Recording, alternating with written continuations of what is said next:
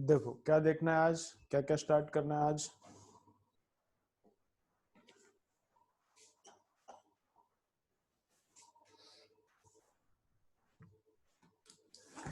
तो numericals, numericals जो कल स्टार्ट किया था वो आगे लेके जाते हैं, उसको आगे न्यूमरिकल्स करते हैं उसमें। ओके चलो। तो सेकेंड न्यूमरिकल क्या है? सेकेंड न्यूमरिकल देखो क्या करना है इधर। किसका न्यूमरिकल्स चालू है? Doppler effect. किसका न्यूमरिकल्स चालू है? डॉपलर इफेक्ट इन लाइट का न्यूमरिकल्स चालू है, राइट। तो डॉपलर इफेक्ट इन लाइट का न्यूमरिकल्स में क्या होता है, कैसा होता है, क्या होता है? when observer and source are moving towards each other, when observer and source are moving towards each other, frequency increases, and when they are moving away from each other, frequency decreases. तो sound का जैसा है वैसा ही यहां पर है, लेकिन difference क्या है? की डिफरेंस, की डिफरेंस यहां पर लाइट, लाइट का डॉपलर इफेक्ट सिमेट्रिक है, वेराज साउंड का डॉपलर इफेक्ट सिमेट्रिक नहीं है। तो लाइट के डॉपलर इफेक्ट में सोर्स को वेलोसिटी है या फिर ऑब्जर्वर को वेलोसिटी है, फर्क नहीं पड़ता। लेकिन in case of sound source move कर रहा है तो अलग चेंज, और उतनी ही वेलोसिटी से ऑब्जर्वर मूव कर रहा है तो अलग चेंज। तो वहां पर अनसिमेट्रिक है, इधर लाइट में सिमेट्रिक है। ठीक है चलो। तो सेकेंड क्वेश्चन क्या है? देखो सेकेंड क्वेश्चन क्या है? If a star is moving away from earth then it shows. चलो थोड़ा थ्योरी रिमेनिंग है, थ्योरी कंप्लीट करते फिर आगे जाएंगे। थ्योरी एकदम 2-3 लाइन का ही बचा है। तो red shift and blue shift दो है। रेड शिफ्ट मत लिखो कुछ, मैं बोलता हूं कैसे लिखने का है। Red shift and blue shift, ठीक है। तो रेड शिफ्ट का मीनिंग क्या है? रेड शिफ्ट का मीनिंग क्या है? रेड शिफ्ट मतलब जब भी फ्रीक्वेंसी कम होता है that is called red shift. Whenever frequency decreases that is called red shift, and whenever frequency increases it is called blue shift. Doppler effect में, डॉपलर इफेक्ट में ऐसा रेड और ब्लू क्यों बोलते हैं? तो देखो ऐसा, ये विजिबल लाइट है, विजिबल लाइट का स्पेक्ट्रम है। यहाँ पर है रेड, इधर है ब्लू, वायलेट भी इधर ही रहेगा, बाकी सब कलर बीच में रहेंगे। समझो अपना ओरिजिनल कलर है वाई। समझो जो भी फ्रीक्वेंसी जा रहा है, यहाँ पर सोर्स ऑफ लाइट है, यहाँ पर सोर्स ऑफ लाइट है, इधर ऑब्जर्वर है, और इधर से जो लाइट जा रहा है ओरिजिनल लाइट है, वो कौन सा है? येलो लाइट है। ओरिजिनल लाइट है कौन सा? येलो है। अगर ये दोनों एक दूसरे के तरफ जा रहे, if source and observer are going towards each other, if source and observer are going towards each other, तो क्या होता है? फ्रीक्वेंसी इंक्रीज होता है। if they are going towards each other then frequency increase होता है। तो frequency increase होता है मतलब येलो कलर किधर शिफ्ट हो जाएगा? इधर शिफ्ट हो जाएगा। तो येलो कलर ब्लू दिख सकता है, या फिर ब्लू के इधर वाला कुछ दिख सकता है। समझ रहा है ना? तो ब्लू की तरफ शिफ्ट होता है, इधर फ्रीक्वेंसी बड़ा रहता है, इधर फ्रीक्वेंसी छोटा है। येलो का फ्रीक्वेंसी बड़ा हो जाएगा मतलब येलो का फ्रीक्वेंसी ब्लू की तरफ जाएगा। समझ रहा है क्या? येलो का फ्रीक्वेंसी बड़ा हो जाएगा, फ्रीक्वेंसी बड़ा होगा ना, इधर से येलो लाइट आ रहा है और दोनों एक दूसरे की तरफ जा रहा है, तो लाइट येलो है। लेकिन अब क्या होगा? They are source and observer are moving towards each other, तो फ्रीक्वेंसी बढ़ना चाहिए। तो येलो है, फ्रीक्वेंसी बढ़ना चाहिए मतलब फ्रीक्वेंसी ब्लू की तरफ जाएगा। तो ब्लू की तरफ जाएगा तो इसलिए उसको क्या बोलते हैं? Blue shift. अगर if these two are moving away from each other, if these two are moving away from each other, तो इसका फ्रीक्वेंसी कम होगा। कम होगा मतलब रेड की तरफ शिफ्ट होगा। ठीक है। तो जनरली हर केस के लिए, बस विजिबल लाइट के लिए नहीं, हर केस के लिए whenever frequency increases it is called blue shift, and whenever frequency decreases it is called red shift। red shift मतलब रेड की तरफ जा रहा है ऐसा कुछ नहीं, लॉजिक कैसा है, ऐसा यहाँ से वो टर्म डेवलप हुआ है, यहाँ से टर्म डेवलप हुआ है। लेकिन अब हम लोग कैसा यूज करते हैं उसको, रेड शिफ्ट मतलब रेड की तरफ नहीं, रेड शिफ्ट मतलब decrease in frequency, blue shift मतलब ब्लू की तरफ नहीं, ब्लू शिफ्ट मतलब इंक्रीज इन फ्रीक्वेंसी। समझ रहा है? चलो तो लिखो, नोट लिखो, नोट लिखो। Red shift means, red shift, SHIFT, red shift means frequency, red shift means frequency apparent increases, red shift means frequency apparent decreases, sorry, red shift means frequency apparent decreases, red shift means frequency apparent decreases, and blue shift means, and blue shift means frequency apparent increases. Blue shift means frequency apparent increases, red shift means frequency apparent decreases. ठीक है, चलो।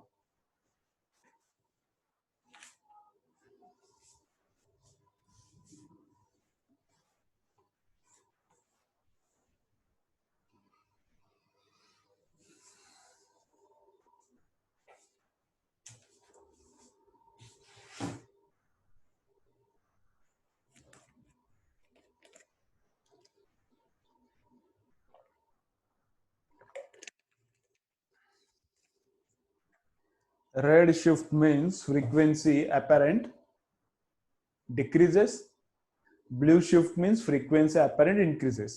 Red shift and blue shift हुआ, ठीक है। उसके बाद लिखो applications of Doppler effect. ये जो लाइट का डॉपलर इफेक्ट है इसका एप्लीकेशन क्या है, चलो लिखो एप्लीकेशंस ऑफ डॉपलर इफेक्ट। चलो ये लाइट का जो डॉपलर इफेक्ट है इसका एप्लीकेशन क्या है, तो लिखो applications of Doppler effect.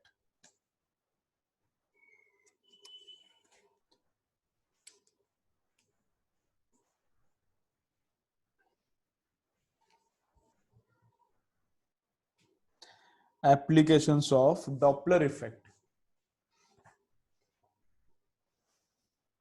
Applications of Doppler effect.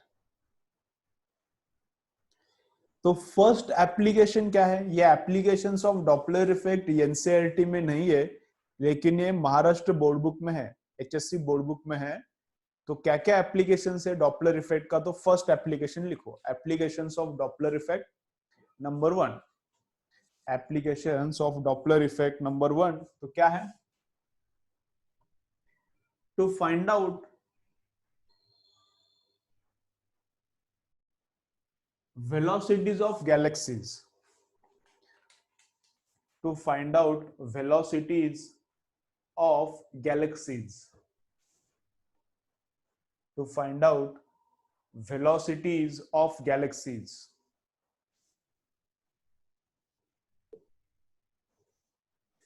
to find out velocities of galaxies.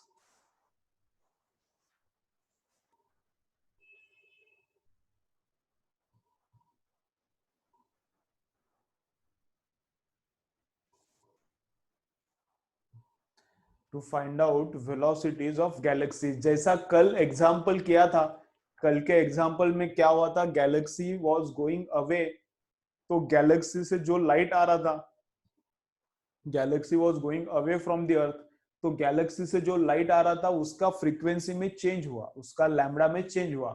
तो उसके लैम्बडा में कितना चेंज हुआ, गैलेक्सी से जो लाइट आ रहा है, गैलेक्सी से जो लाइट आ रहा है उसके फ्रीक्वेंसी में कितना चेंज हुआ, वो कैलकुलेशन करके हम लोग क्या फाइंड आउट करते हैं, वो कैलकुलेशन करके हम लोग क्या फाइंड आउट कर सकते हैं कि गैलेक्सी का वेलोसिटी कितना है, गैलेक्सी का वेलोसिटी अवे फ्रॉम अर्थ कितना है या फिर टुवर्ड्स अर्थ कितना है, तो गैलेक्सी का वेलोसिटी फाइंड आउट कर सकते हैं, फर्स्ट एप्लीकेशन है। सेकेंड एप्लीकेशन लिखो क्या है, we can find out rotational velocity of sun, we can find out rotational velocity of sun. चलो लिखो second, we can find out rotational velocity of sun,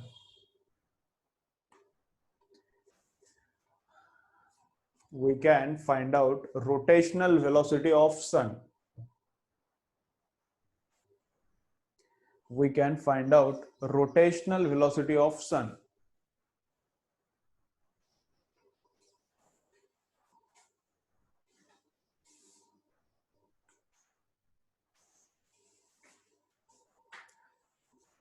We can find out rotational velocity of sun. तो sun का rotational velocity find out कर सकते हैं हम। क्या कर सकते हैं? सन का रोटेशनल वेलोसिटी फाइंड आउट कर सकते हैं। तो कैसा करने का? देखो ऐसा है, ये है अर्थ, अर्थ नहीं है सन है, ये सन है, इधर है अर्थ, ठीक है। और सन समझो ऐसा घूम रहा है, किसका वेलोसिटी फाइंड आउट करना है? सन का रोटेशनल वेलोसिटी, सन का रोटेशनल वेलोसिटी फाइंड आउट करना है। तो सन ऐसा ऐसा गोल गोल घूम रहा है about itself, sun is rotating about itself, और वहां से लाइट अर्थ पे आ रहा है। तो ये वाले पॉइंट का वेलोसिटी कैसा है? ये वाले पॉइंट का वेलोसिटी इधर है, और ये वाले पॉइंट का वेलोसिटी किधर है? ये वाले पॉइंट का वेलोसिटी ऐसा इधर है। समझ रहे हैं?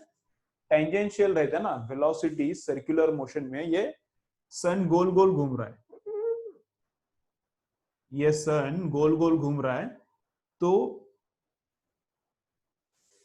पॉइंट का वेलोसिटी, इधर जो पॉइंट है उसका वेलोसिटी कैसा रहेगा? टेंजेंशियल, इधर जो है उसका भी टेंजेंशियल। तो ये पॉइंट टुवर्ड्स जा रहा है अर्थ, ये वाला पॉइंट टुवर्ड्स अर्थ जा रहा है, तो इधर का फ्रीक्वेंसी क्या होता है? बढ़ता है। इधर का जो फ्रीक्वेंसी अर्थ पे आता है वो इंक्रीजेस, और ये पॉइंट क्या है? अवे फ्रॉम अर्थ जा रहा है, ऐसा ऐसा गोल घूम रहा है ना। तो this point is going away from the earth. तो यहां से जो फ्रीक्वेंसी अर्थ पे आता है, यहां से जो फ्रीक्वेंसी अर्थ पे आता है उसका फ्रीक्वेंसी डिक्रीज होता है। तो कितना फ्रीक्वेंसी डिक्रीज होता है इधर का कितना इंक्रीज होता है, उसका हिसाब लगा के we can find out rotational velocity of sun. तो सन का रोटेशनल वेलोसिटी हम लोग अर्थ पे बैठ के फाइंड आउट कर सकते हैं बाय यूजिंग दिस प्रिंसिपल। तीसरा लिखो एप्लीकेशन। तीसरा एप्लीकेशन क्या है? चलो लिखो third application. We can find out temperature of plasma. We can find out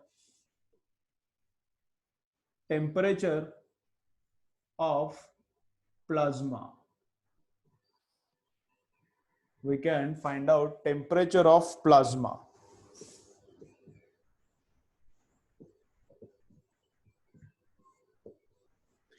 We can find out temperature of plasma.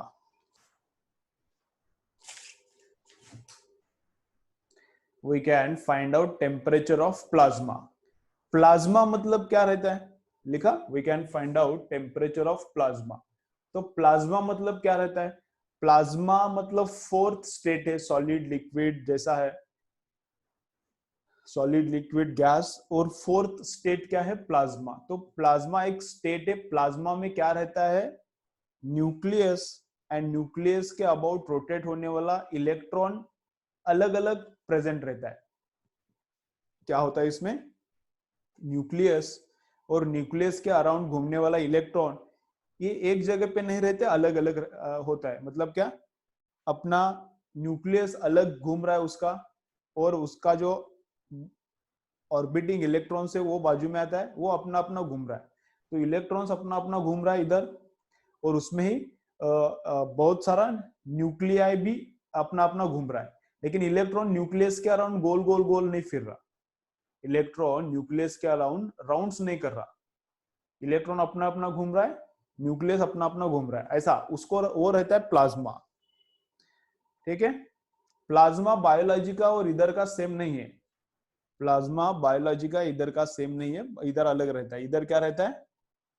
Nucleus अलग घूमते रहता है, और ब्लड का प्लाज्मा अलग, ये वाला प्लाज्मा अलग। न्यूक्लियस अपना अलग अलग घूमते रहता है, और इलेक्ट्रॉन अपना अलग अलग घूमते रहता है। तो ये प्लाज्मा कहां पर रहता है? प्लाज्मा सन के अंदर रहता है। प्लाज्मा कहां पर रहता है? सन के अंदर रहता है। जहां पर भी न्यूक्लियर फ्यूजन हो रहा है, जहां पर भी न्यूक्लियर फ्यूजन हो रहा है, वहां पर प्लाज्मा रहता है। और प्लाज्मा का टेम्परेचर बहुत ज्यादा रहता है, प्लाज्मा का टेम्परेचर बहुत हाई रहता है। तो इसलिए हम लोग प्लाज्मा का टेम्परेचर नहीं मेजर कर सकते। समझो ये सन है, या फिर हमने फ्यूजन स्टार्ट किया अर्थ पे, फ्यूजन स्टार्ट किया, सन में जो रिएक्शन हो रहा है वो रिएक्शन अभी हमने अर्थ पे स्टार्ट किया, अभी वो पॉसिबल नहीं है अर्थ पे करना कंट्रोल्ड मैनर में वो रिएक्शन। अनकंट्रोल्ड मैनर में सन में जो रिएक्शन होता है वो हम लोग कर सकते हैं, लेकिन वो एक्सप्लोजन होता है, उसको हाइड्रोजन बॉम्ब बोलते हैं।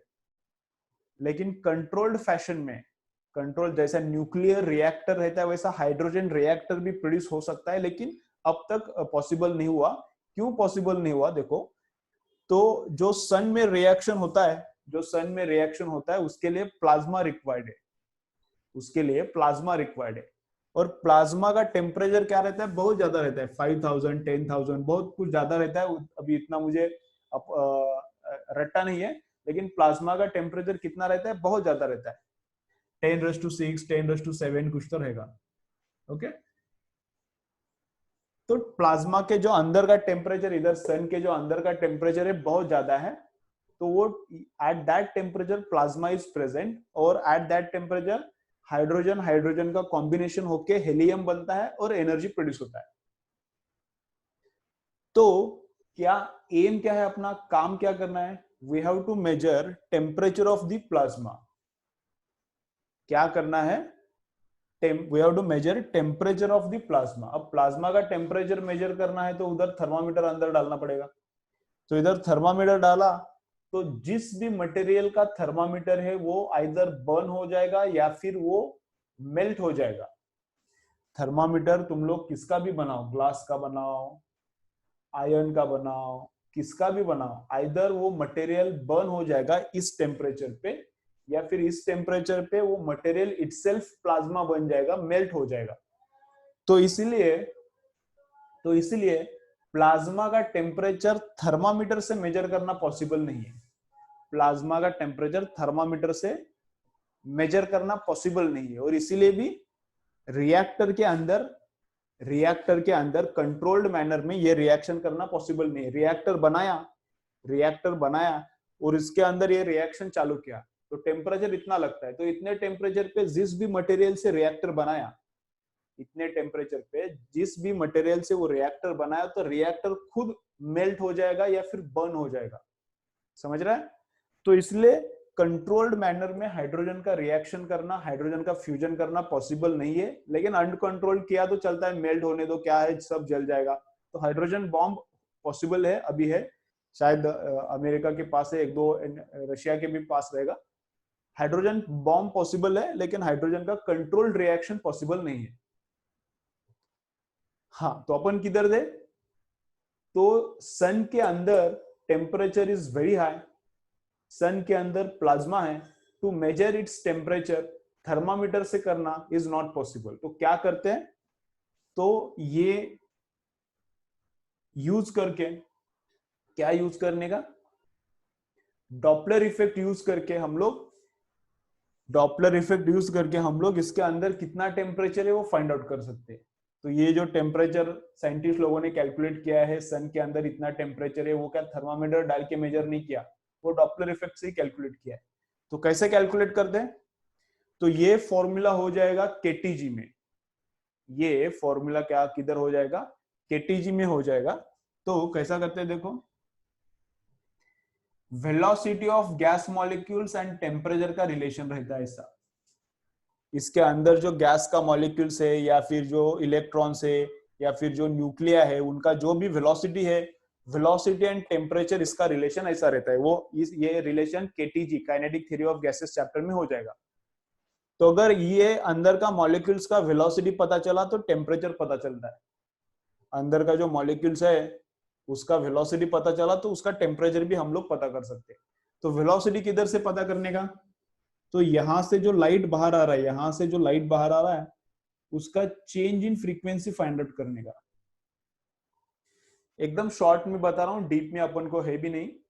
जो अंदर से लाइट आ रहा है उसका फ्रीक्वेंसी चेंज हम चेक करने का। फ्रीक्वेंसी चेंज से हम लोग वेलोसिटी फाइंड आउट कर सकते हैं, और वेलोसिटी से temperature. Frequency change upon original frequency is velocity upon velocity of light, ये फॉर्मूला है ना। तो frequency change and original frequency, इसका यूज करके ये तो पता रहता है, we can find out velocity of molecule. और वेलोसिटी ऑफ मॉलिक्यूल पता चला तो इस फॉर्मूला में वो वेलोसिटी पुट करके we can find out temperature. तो डॉपलर का इफेक्ट यूज करके, तो डॉपलर का इफेक्ट यूज करके हम लोग we can find out temperature of the plasma. समझ रहे हैं?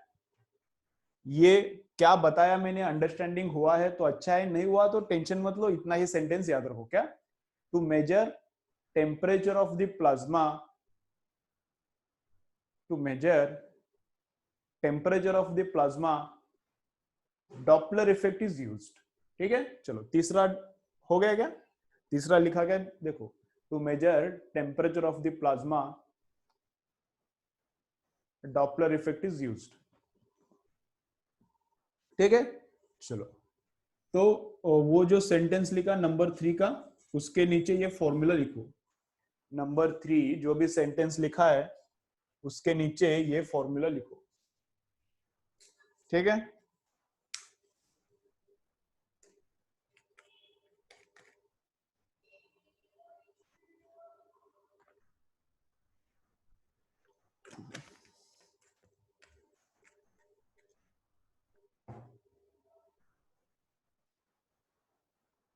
ये इक्वेशन हो गया।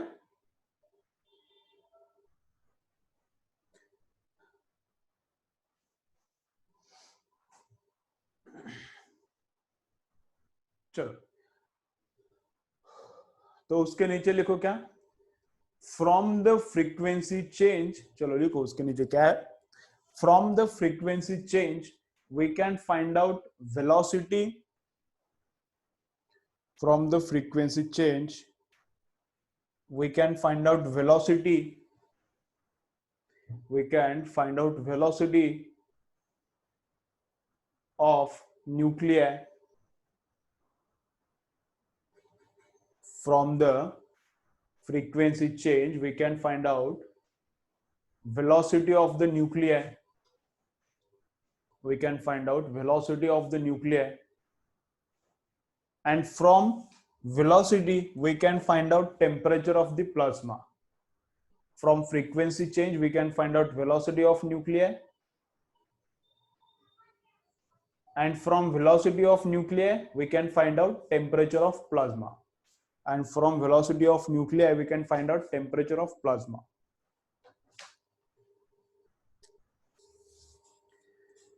We can find out temperature of plasma. ठीक है, चलो,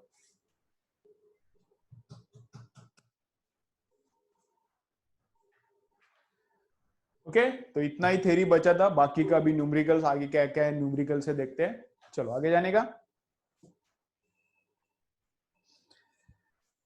चलो, तो क्या करो, एक बार अभी जो मैंने लिख के दिया है red shift, blue shift and applications, एक बार रीड करो और वापस से एक बार ज्वाइन करो, तो बीच में लेक्चर कट नहीं होगा, कंटिन्यूस हो जाएगा। ठीक है, वापस ज्वाइन करो, मैं बंद करता हूं लेक्चर।